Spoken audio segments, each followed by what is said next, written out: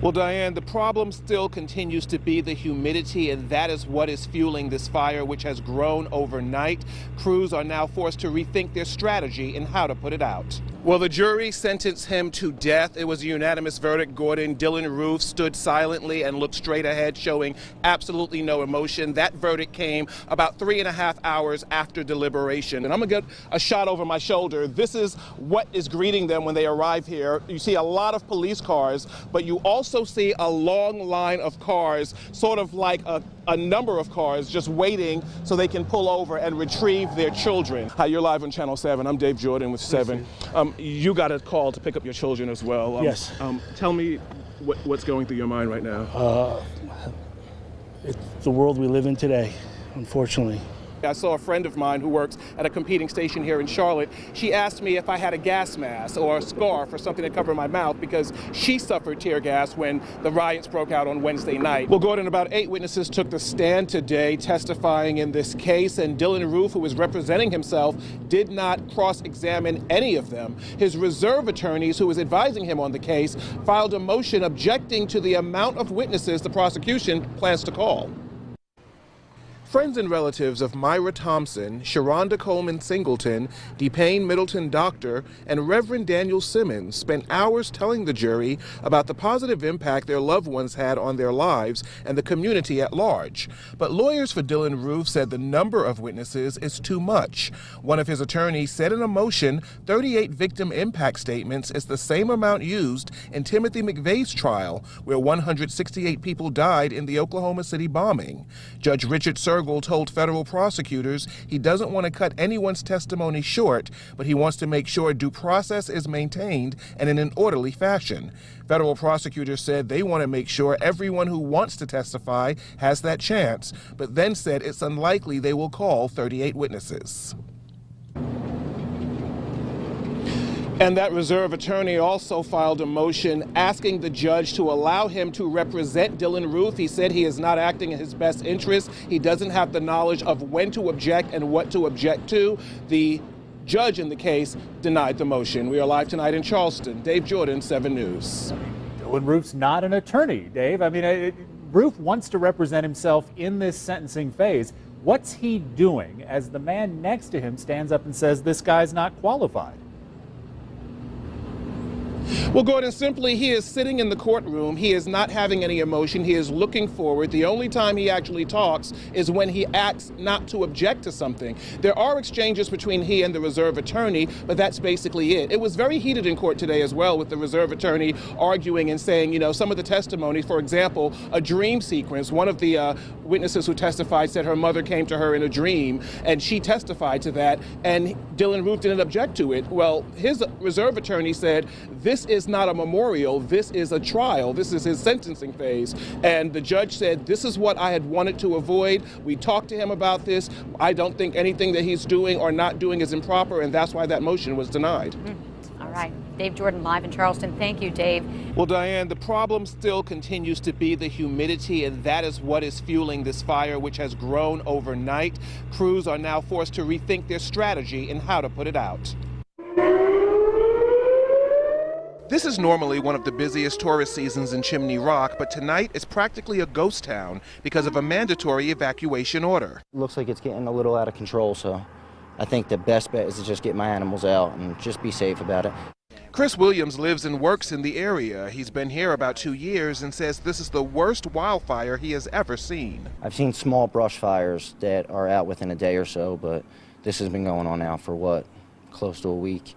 I mean, it's scary stuff.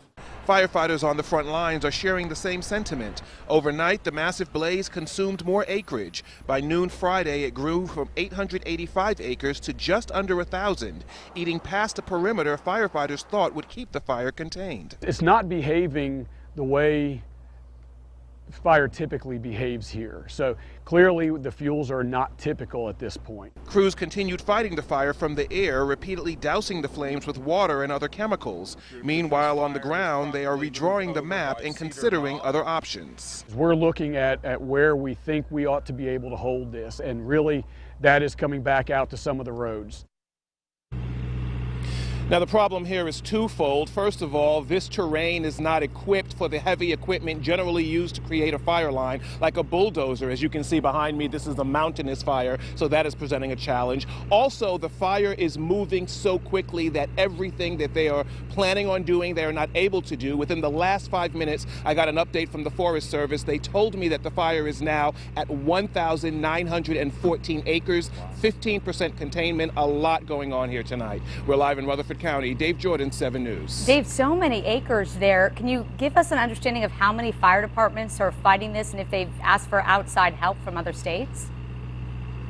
Well, Diane, there are about 8 fire departments just in the region alone that have come in to help, because you have to remember the Forest Service is taking the lead on putting the fire out, but they are not equipped to put the fire out as it pertains to homes, some of which are in the path of the fire. That's where these other crews come in, or the local fire crews come in. We're also seeing firefighters from Florida. One crew arrived from Oregon just this morning, and apparently just in the nick of time. Dave, that siren in the top of your story is so jarring to hear with these phrase mandatory evacuation. Can you shed some light on exactly what that means? I mean, they're not dragging people out of their houses. Does it mean they're not going to come help you if you need it?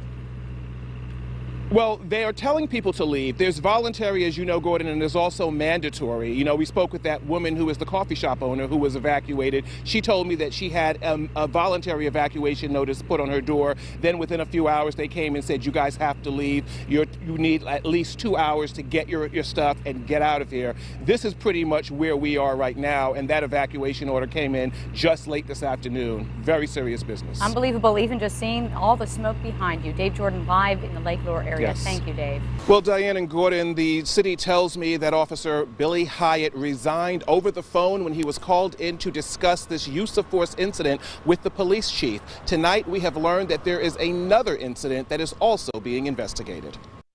He grabbed me really aggressively and pulled my arm back like that, and I was like, you're hurting me. I told you I just had open heart surgery. Tiana Tate is describing the moment she says Gaffney police officer Billy Hyatt arrested her. She says it happened 2 weeks ago after she called police following a disturbance at her home. I'm crying, begging, pleading with him, please take these handcuffs off me, you're hurting me.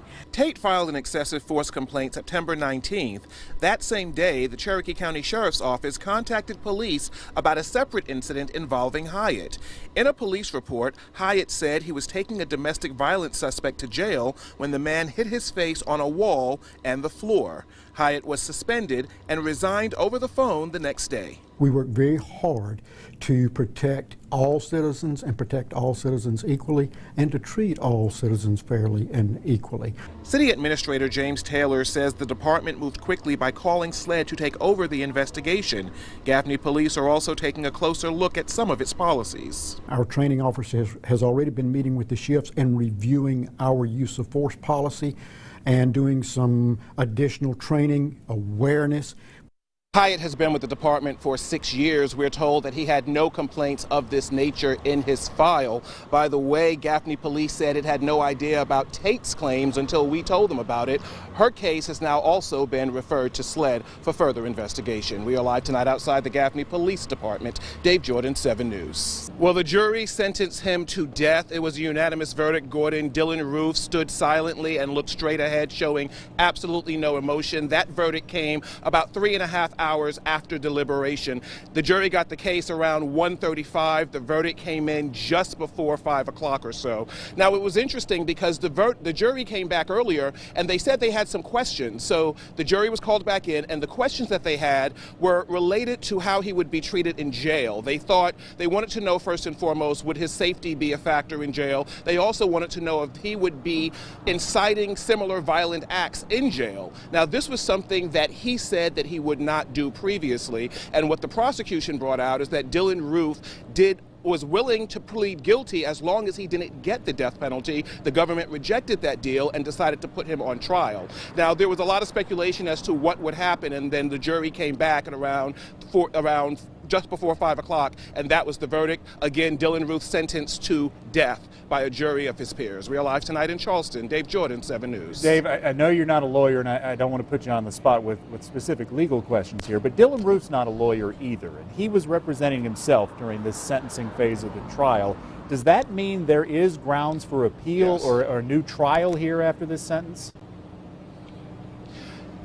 Well, just as I was walking out, Dylan Roof, who is the lead attorney on this case, asked the judge for a new trial, and he has 90 days to make that decision. The judge has scheduled a formal sentencing hearing for 9:30 tomorrow, and we should know then whether or not this is going to go through. And keep in mind, I should just say this really quickly, when someone is sentenced to death, there are a lot of appellate appeals that will be made. So this is not an instant decision. This is something that will take place naturally through the Court of Appeals.